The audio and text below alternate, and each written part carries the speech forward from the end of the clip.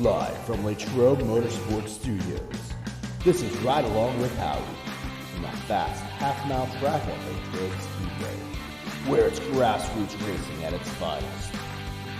Here's Howie. Race fans, it's that time of the week. It's time for Ride Along with Howie, sponsored by Joe's Auto Body and Towing out of Fairbanks, Pennsylvania. And tonight's first guest, the pilot of the Roosted Chassis, Hot Shot, car number 25, former feature winner at the Latrobe Speedway, Mr. Andrew Gordon.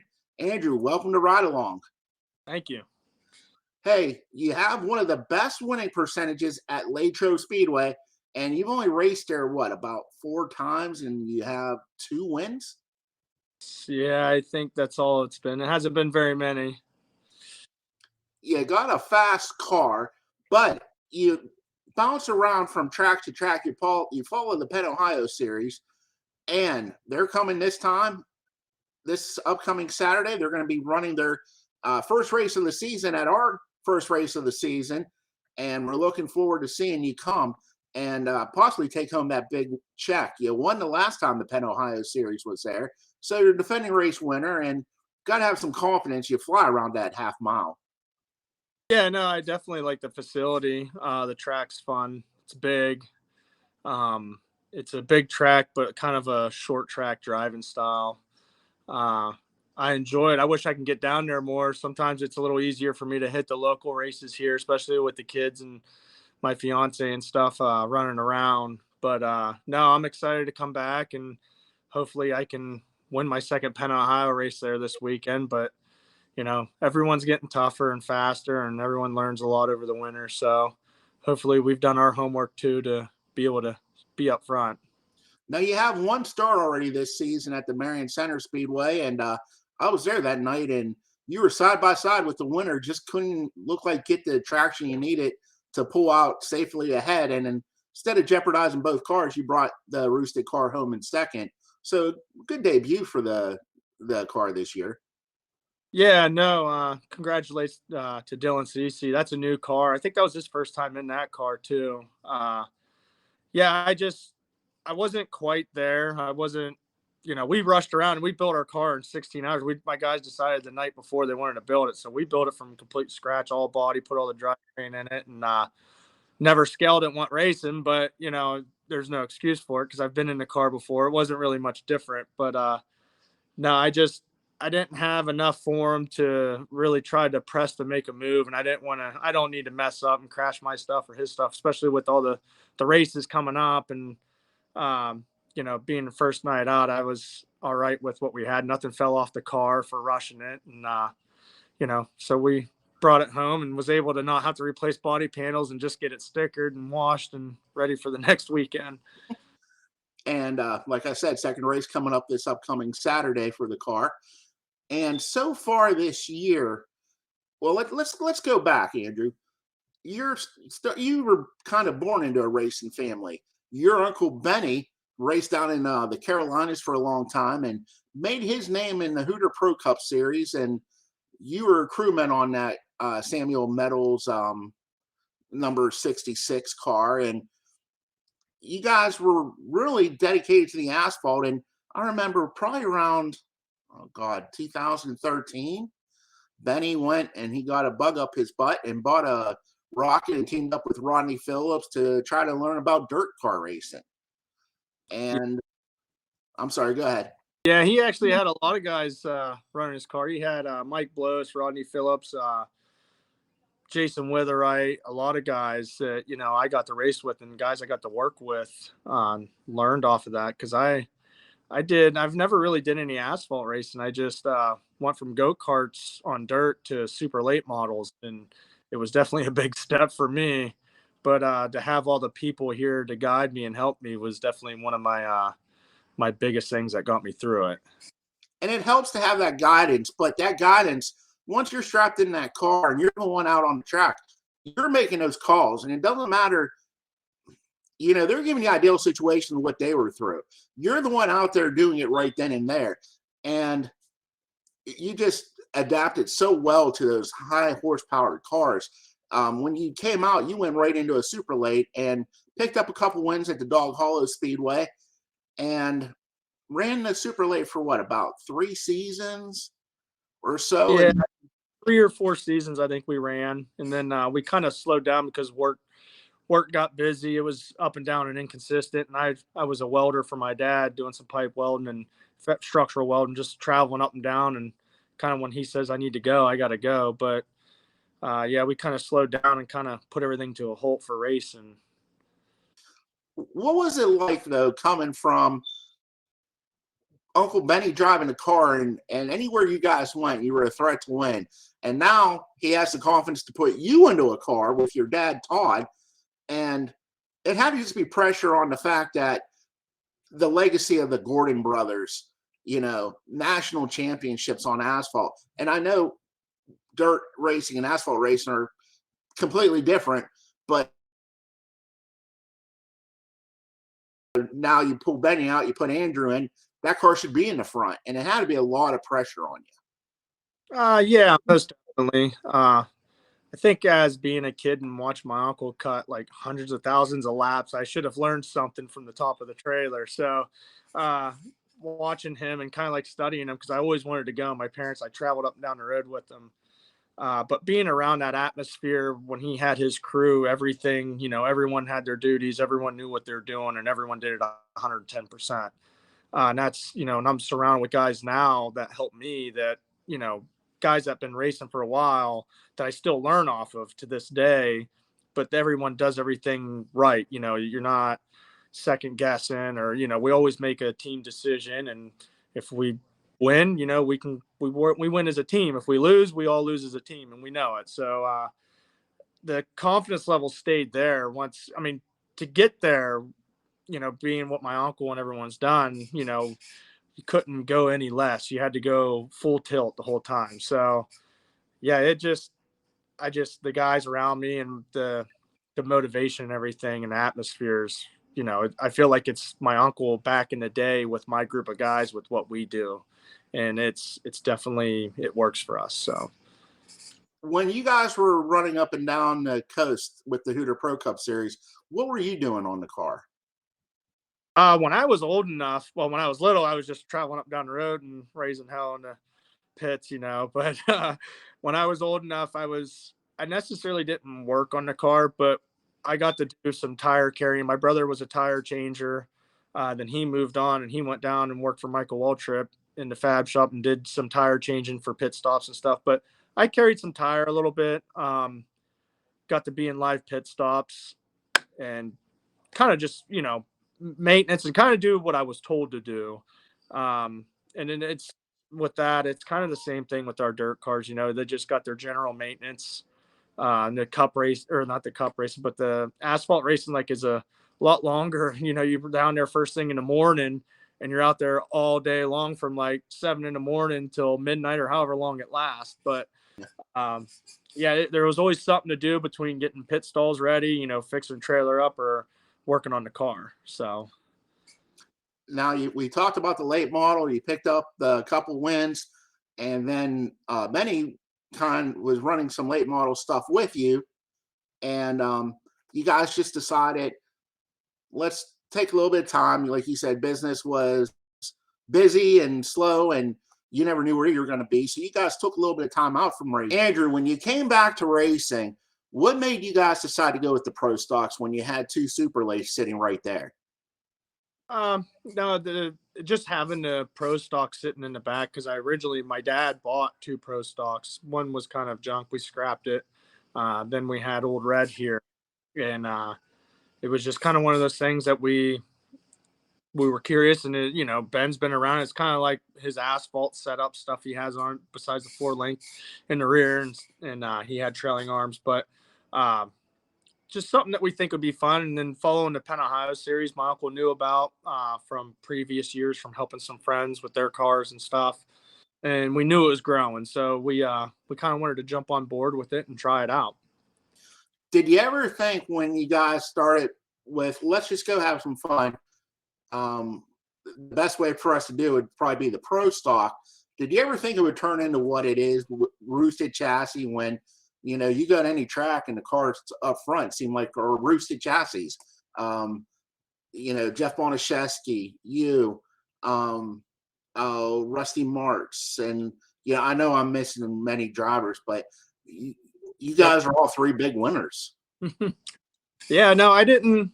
I mean, I didn't know we were going to build cars when we first started. I didn't know how well we were going to take off, and we actually did really good. Then we started getting some people asking, and being able to have the capabilities to do it here and have the shop and the facility. It was something that we started doing on the side, and I was underneath my uncle's wing, and we were building them.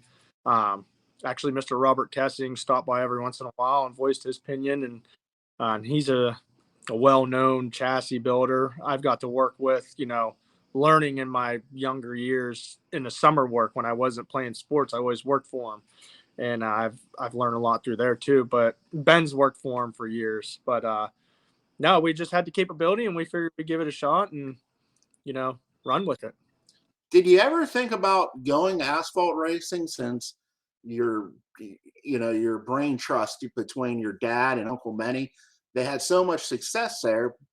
And did you ever think about, hey, if it was good enough for Uncle Benny, it's probably good enough for me? Yeah, I mean, if we were focusing on it 100%, I would, because I don't want to say dirt racing isn't a lot of work, but it's a little more laid back than the asphalt when it comes to time wise and time frames and the traveling with them, in my eyes. But no, I mean, if I had a couple races my uncle put me in, and they're 250 laps. That's a lot of laps, Howie. Yeah, I'm sure of that. Oh man, it kicked my butt.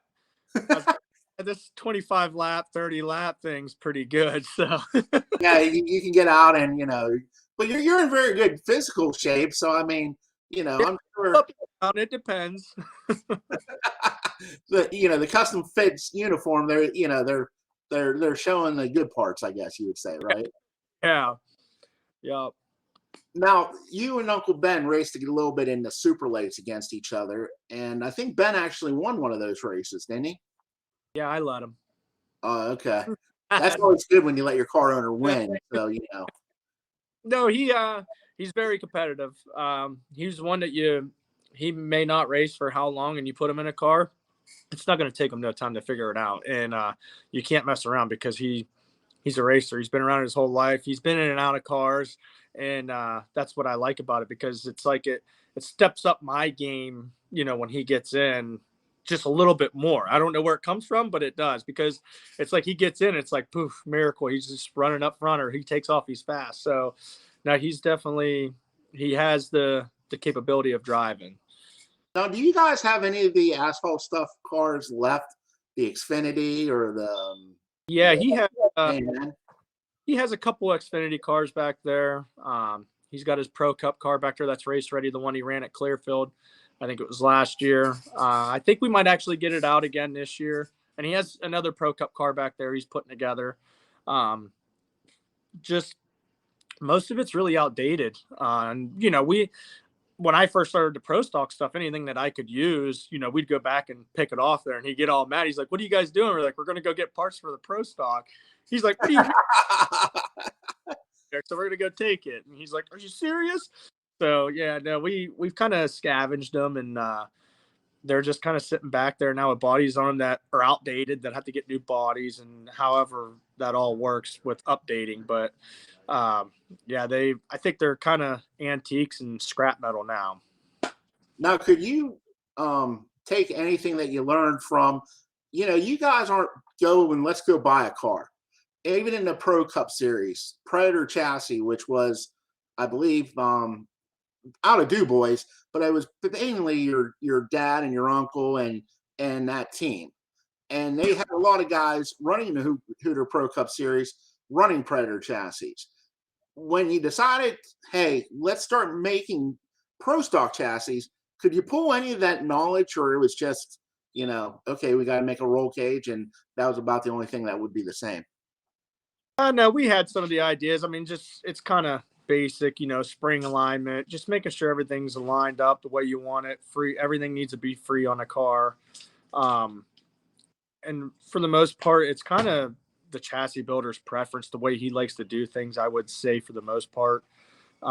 Everyone has something they do different, and they have their own reasoning why they do it.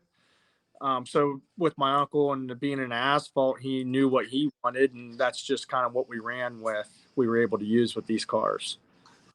Now, we talked about Uncle Benny and doing some Xfinity racing. You're no stranger to NASCAR yourself. You have what, 2 truck races under your belt? 3. 3, Yeah. I'm sorry, 3. Yeah. Not too hot, but I mean, what do you do? Are those did you go out and buy a truck or did you build one? no, we rented a truck off of the first time last year. We rented the truck off of team CMI.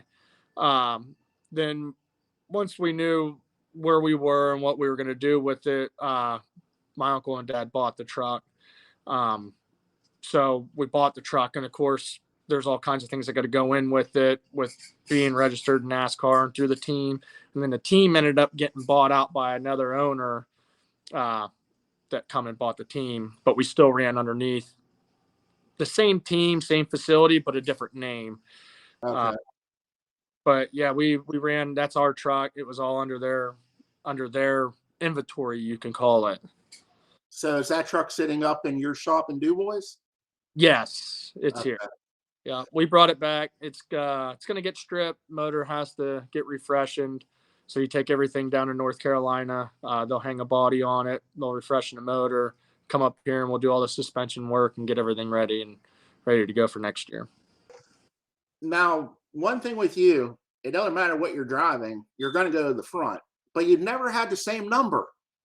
You ran 18 in the super late, 25 in the pro stock, 46 and 49 in the truck series. Yeah, this year last at Bristol, it was a hiccup that was out of our thing. So they go by owner's points and everything. So our truck wasn't registered it somehow got mixed up that it wasn't registered in their inventory of the new team. Okay. We originally were running their main number was 46. And if something were to happen, we would have had enough owner's points and team points that we would have made it into the race. Being that the truck was inventoried, it was considered illegal. So we had to re-register and do a bunch of crazy things and create a new team while we were at the track. So that means you take all your tires back, you take everything back, have it all rescanned into a new team, and you got to go through all this aggravation on top of paying a bunch of money to start a new team. But like I said, that ended up the new owner took care of pretty much everything of it. He got everything straightened out.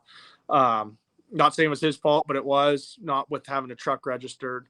But anyways, they did good, got that taken care of. That's why I went back to the old number 49, and then I didn't have any points. So now if I don't make the race, I don't have any points to go back on to, and I don't make the show. So I had to make it in through the heat race. Which you did. And yeah, and I think I had to start last in my heat race, and you're supposed to get passing points. And I think part of my penalty was I didn't get passing points until a certain spot. Being that 2 guys fell out, and I think I passed 2 trucks or a truck, and 2 guys fell out. I should have had like 13 passing points, which should have put me in the top 5 for the beginning of the feature. But instead, after the points started, I only gained so many, so it started me 22nd. But then right before the heat race started, I pushed the clutch and it blew the throw out bearing out. So I didn't have a clutch. So then after the heat race, because once you get going, you can shift those. They're short shifted and stuff. So after the heat race, we had to pull it behind the wall and change out the clutch and, refix all that. And it's an unimproved adjustment. So they had to put me to the tail. Doesn't sound like you're a big fan of NASCAR right about now, are you? It was stressful. It was definitely, it was stressful, a lot of work. And you know what? I'm not surprised we made it through and got through it. All the guys that are on my team now, my dirt team, were there and they had hands on, and I would take these guys to war with me. They come out, they're covered in oil, they didn't care. They got down and dirty, like, we're getting in there no matter what. We are not going home. And they're ride or die, man. They get down and nasty. So like I said, I wouldn't go anywhere without these guys.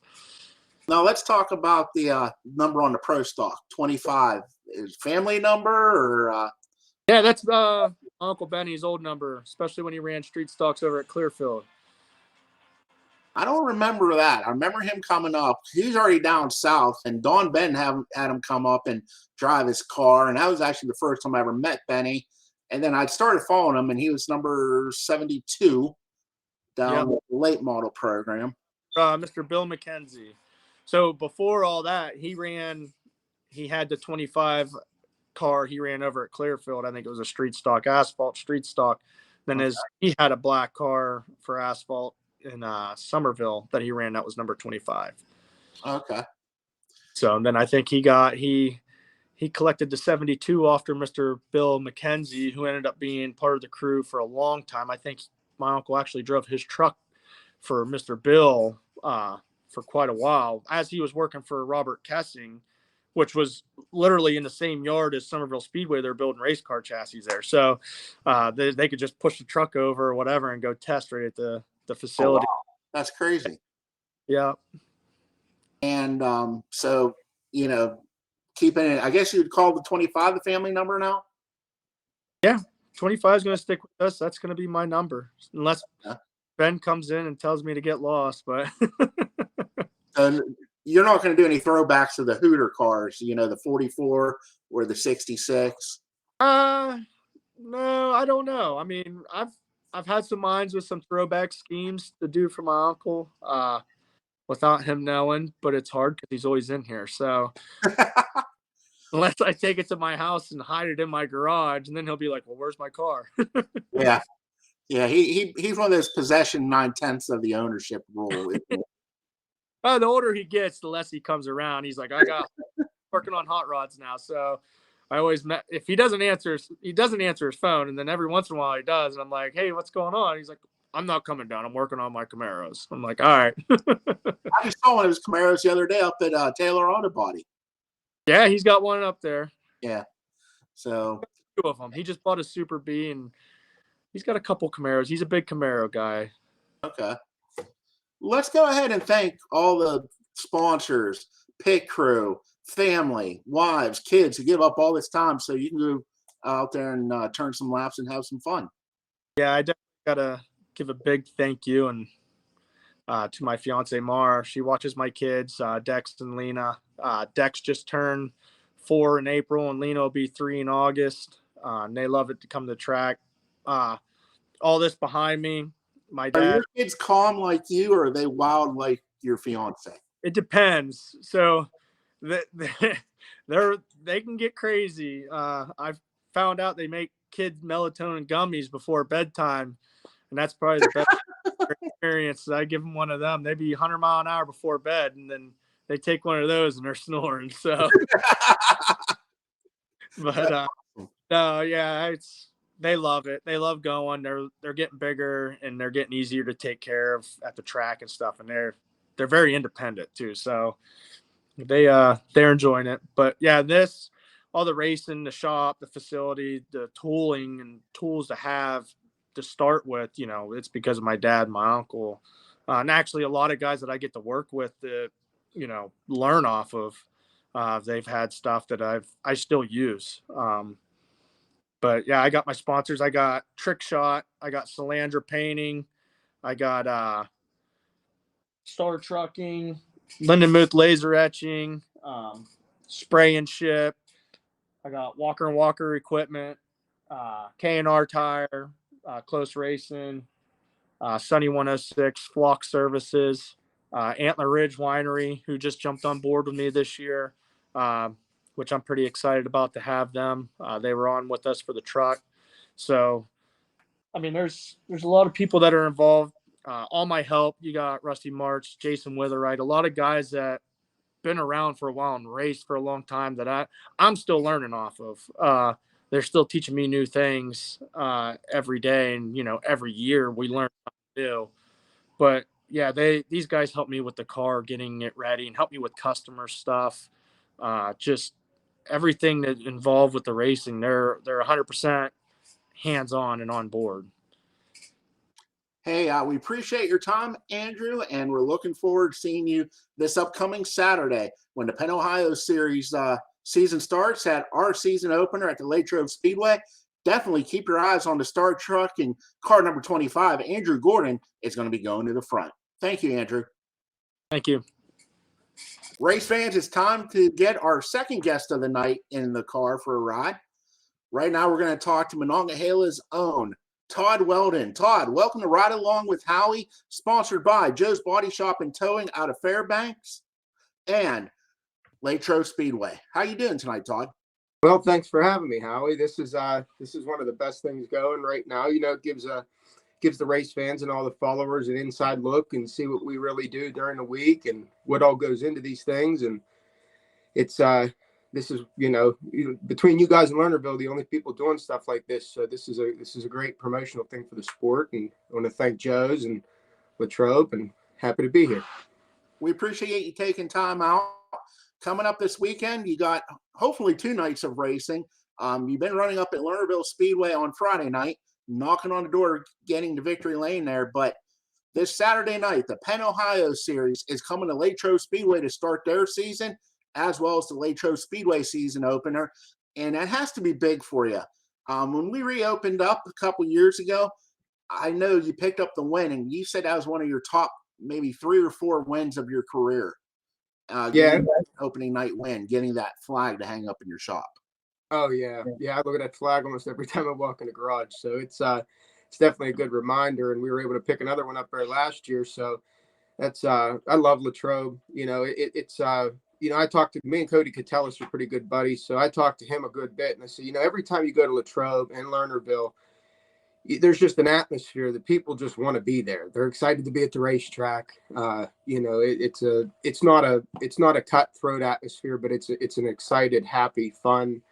Hey, we're here to race. We're here to put on a good show, but we love being here. So I'm really looking forward to that Penn, Ohio show. I got one checkup on the wall from them. I need another one, but it's as far as Lernerville goes, we've been competitive. We're still second in points. Thought we were going to get that win last 2 weeks ago, but racing gods had another plan. So we'll try it again this week, and hopefully we can knock that one off. That's one that I really want. Now, Todd, you are actually a 3rd-generation driver. Your pap used to race a stock car, I believe, at the old Motordrome Speedway on dirt. Your dad, he's won features at Pittsburgh, Pennsylvania Motor Speedway, Roaring Knob Speedway. In the stocks, he actually raced a super late for a year, and they picked up a big win out in Clearfield when your dad wanted to focus more on crew chiefing. And, then he decided at that point, this is going to be too much. And you were there and you wanted to get behind the wheel, and your dad decided, you know what, I want to cut back, and he went back to a pro stock and got you a little 4-cylinder car. And I remember seeing you race that little Cavalier down at PPMS, and it didn't take you long to get to victory lane. No, it's definitely. Yeah, my pap, I think he raced 72 to 74. He picked up a few feature wins. It's called the Fender Benders at that time. I'm always on that Facebook page trying to find more pictures. I got a couple, but nothing too. He's not very sentimental, so he don't keep too much around. But it's then my dad, he ran really good for a lot of years at PMS. That's where I grew up. I still like going down there, but it's a lot of fun to travel around, see what you can, how good you are, at other places. And one of my first victory lanes is, I'm still in the oven, if you want to call it that. My mom was, like 7 months pregnant, I think, at the time. So that was pretty cool. I always still have a picture hanging up in here. This is our office in our garage. So it's, but yeah, it's that 4-cylinder. We got pictures on the wall of the day we picked it up, and also at the end of the year, it was all smashed up and wrecked. I think it was my 3rd or 4th night out. We won our first feature, my first feature, but that Young Guns class was really competitive. You had guys like Logan Cruel, Tyler Carson, Bernie Blair, those kind of guys. We were all just little kids, 13, 14 years old, but it was the highlight of my week all the time. The worst part was rainouts. You had to wait a whole another week of school to go racing. So it was, no, I'm definitely lucky and thankful for the family I got. And, my dad helped me and, promoted me to do a lot. Now, what was it like getting out there? And, you were going there your whole life watching your dad race, and you probably thought it was like going to Talladega. And here you are. You weren't even driving when you got behind the wheel of that four-cylinder. You were probably about, what, 14-ish? Yeah, I was 13 my first year. 13. So 3 years before you could even drive on the street, you're out there whipping around a big half mile trying to go as fast as you can. Yeah, it was being that we went down there, and I mean, some of my first memories are from PMS and Roaring Knob, but as far as PMS goes, it's being that we were there every week. It never seemed that big. Everywhere else just seemed really, really small. It was my dad was really good there in the slick. That place used to get black, icy slick, and that's where he always excelled in that. So when we'd go to these short tracks towards the end of the year and some big shows, and it was short track heavy, pitch it in, stuff that Andrew's good at. We never really were able to do too much on. I mean, he had some good finishes different places, but yeah, it was the other places were just so small compared to Pittsburgh. I mean, it was really weird not pitting on the inside of the racetrack. That's why we had an observation deck on the trailer, and that was kind of the norm, but never used it anywhere else. So it was odd, but yeah, I mean, it was a lot of fun. It was Pittsburgh spoils you whenever it's smooth and slick, and most of the time, if you run pretty good, all you have to do is dust the car off, so you don't really get into beating and banging in mud and all that stuff. But it was definitely a good place to learn. Good wide racetrack, fast racetrack. You go anywhere else, and I mean, in lack of better terms, you weren't going very fast. But so I'm glad that that's kind of where I learned how to push the gas pedal down, if you want to say. Did you race anything before that, Cavalier? Were you go-karts or anything like that? No, my dad bought a go-kart when I was probably about 8 years old, off of Eddie Volker, right down there in New Eagle, right down Monongahela.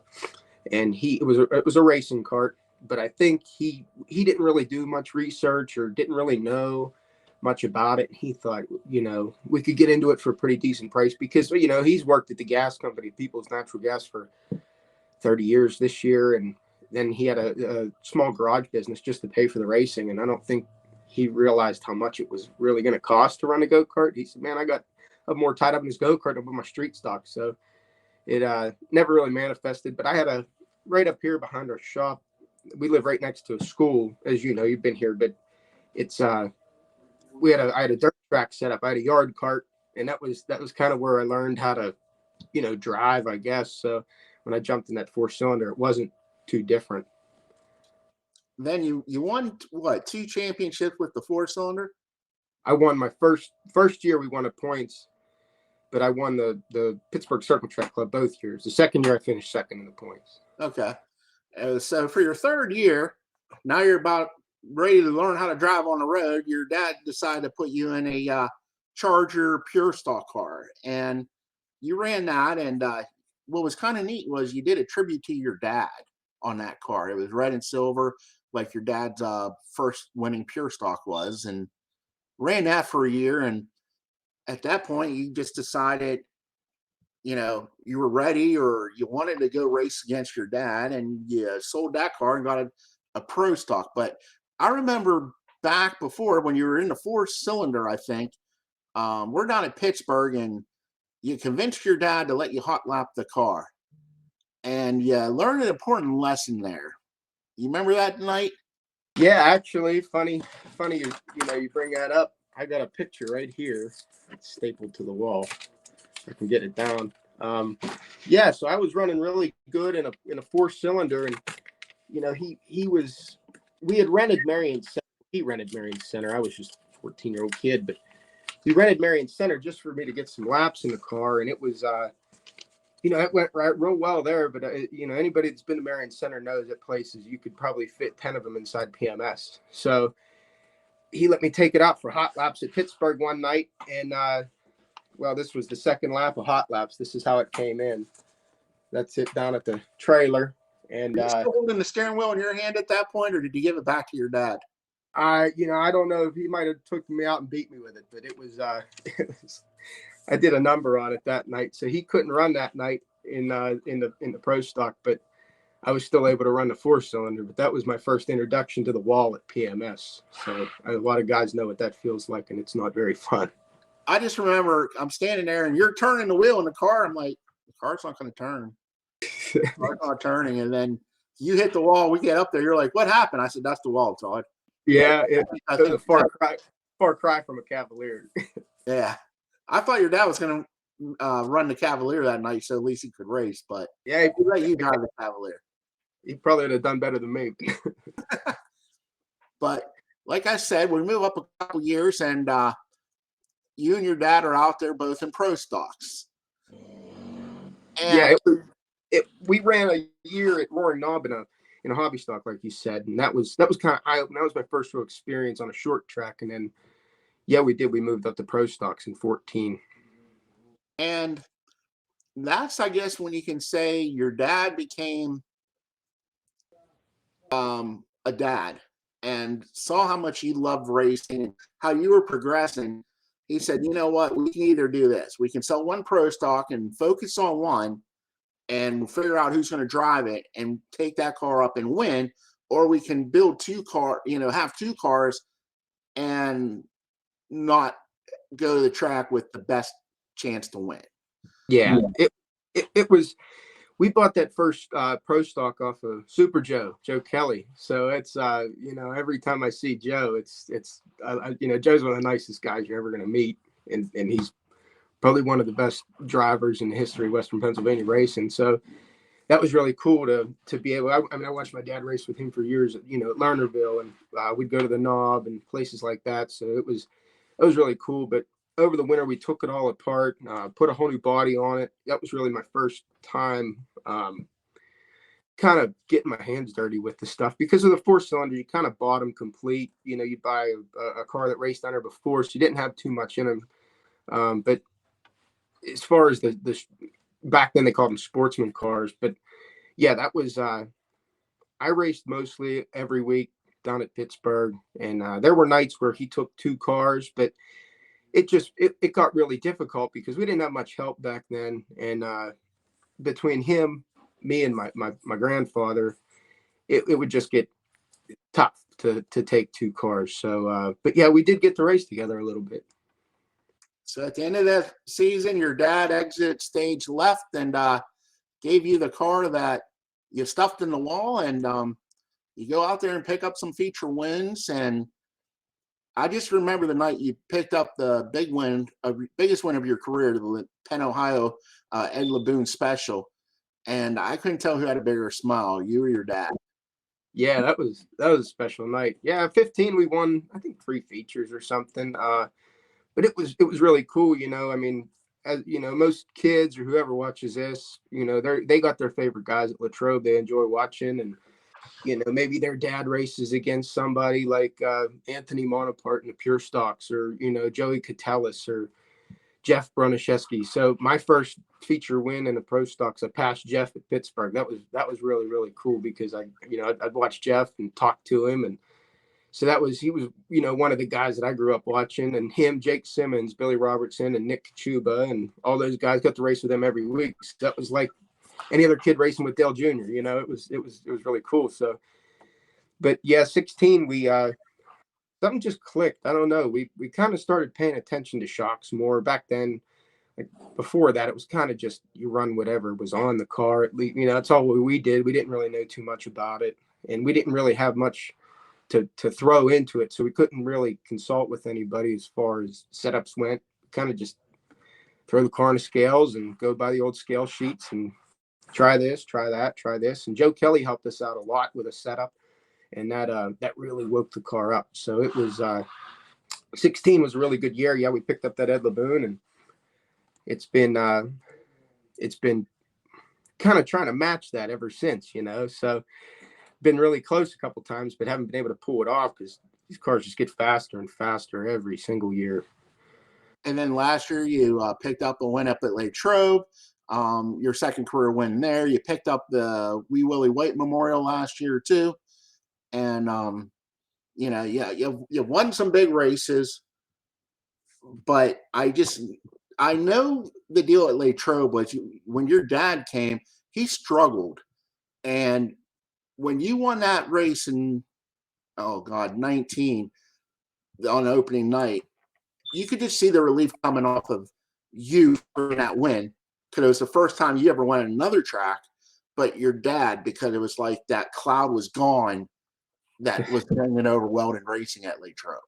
Yeah, it was. Oh man, I remember we have a drag. We still have it. It was a 69 Camaro, and they had a motor in that, and it was a lot better of a motor. Put it this way. And back then, Latrobe was kind of like an outlaw track when it came to street stocks. Joe Kelly was dominating, and you had Tommy, and I don't know who else was there.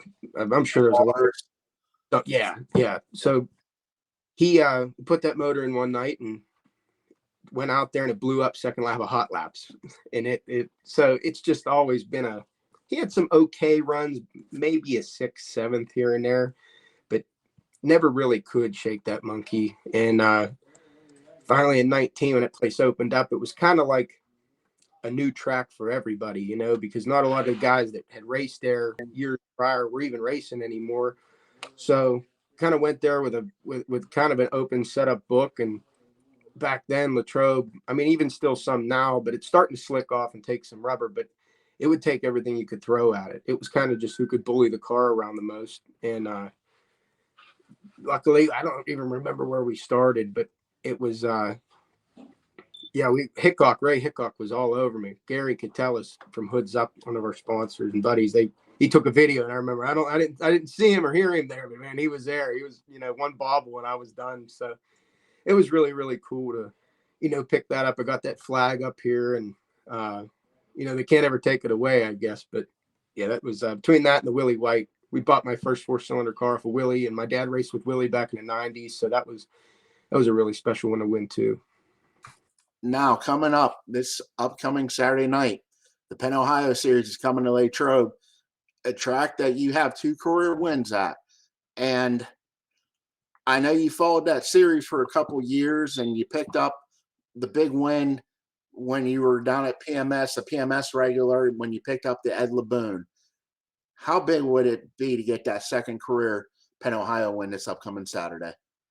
Oh, it'd be great. That's why we're going. We're planning, and we had a little misfortune last week at Lernerville. We between Lernerville and Pittsburgh, we lost our main engine, so we're back to our backup motor. But we won one with it last year up there, so I'm not.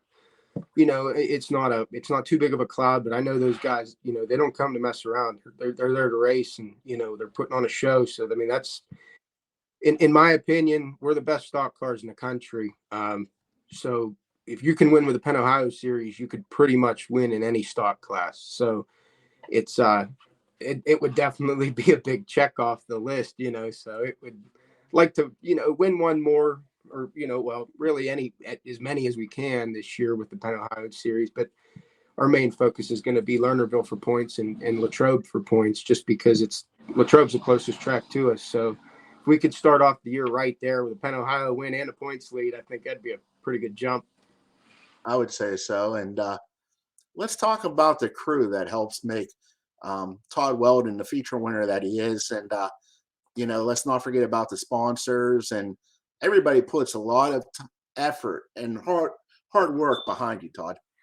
Oh, yeah. Yeah. I mean, my dad, without him, he's, I work at Peoples as well. I'm a design engineer for him. So it's between that, and then on the side, I have a small lawn care business. So between those two, it takes up a lot of my time. So whatever I can't get done on the car, he does. He's actually out in the garage right now, finishing some things up. But between him, my pap's always been there. It's he's critical of me. He'll tell me what he thinks I need to be doing, but it's all out of a good heart. So I love whenever he's able to go, and my mom for putting up with it for how many years, and late nights and this, that, and the other. Can't make it to a wedding or birthday party or something. My girlfriend Karina, she's extremely supportive. She's there every week. She'll make food. She'll do this. She'll do that. She actually handled our whole T-shirt order this year, so that was great. I appreciate the hell out of that. But Chad, my cousin, he's like my brother. you see him down there. He's a big guy with a beard.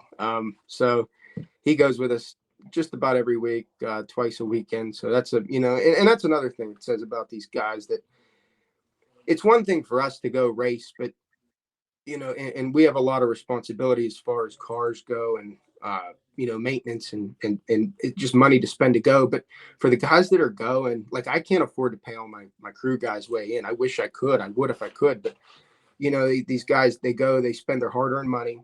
They eat up a Friday and a Saturday night to go watch you do what you love to do, and get dirty and work for free, basically, actually pay to work. So it's without those guys, we wouldn't have racetracks and race cars. So kudos to them. Chad, Isaac, my buddy Isaac, he's been with me since he graduated a year behind me. So since probably about 2015, he's been going with us. The whole Catellis crew, the Hoods Up racing crew, they, we always pit together. We pitted together since beginning of time, it seems like. So anytime we're together, it's a good time. Cody, John, Gary, Logan's starting this year, Blake, Drew. So those guys really, anytime. Last week at Pittsburgh, we had motor issues, and Drew was over there right in there with us trying to figure out what was going on. But as far as sponsors,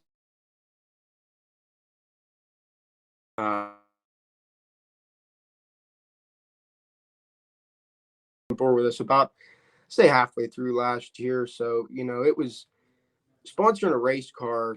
It is not easy for any business, just because we're not on TV. I mean, things like this podcast, that helps everybody out, just because you get a name out there. So Pro Rider of Pittsburgh, BJ and Beth McMillan, they really, really helped us out this year. 2 and a Fry hot dog shop in Mon City. They've been consistent with me since I started in the stocks, so I appreciate them. Monongahela Auto Plus, they've been with my dad since 94, 95. So so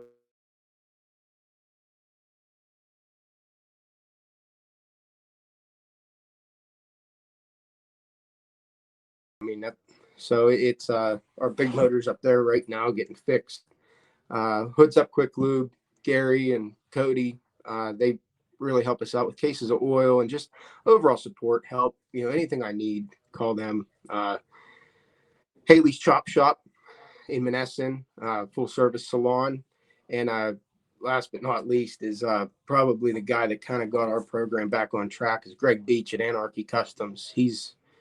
Greg's a whiz. I mean, we did all our own work for years and years as far as setups go. And we kind of just, go to Precise and buy whatever you could off the shelf as far as a shock went or spring went, and we didn't do bad, like we won that big race on our own stuff and all those races at Pittsburgh. But as far as traveling around, it just got really difficult. But man, I've been going to Greg for the past few years, and every Friday he's at Lernerville to help.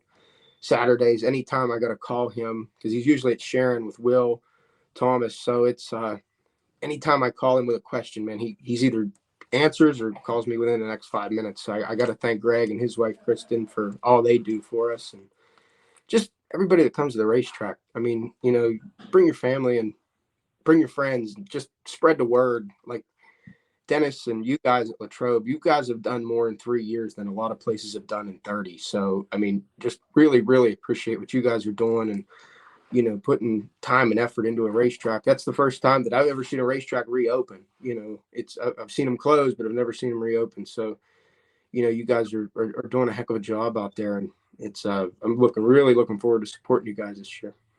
Well, we appreciate your time. We appreciate you going for a ride with us, and we wish you good luck this upcoming weekend, Todd. Thanks again for your time. Thanks, Howie. Thanks for having me. All right.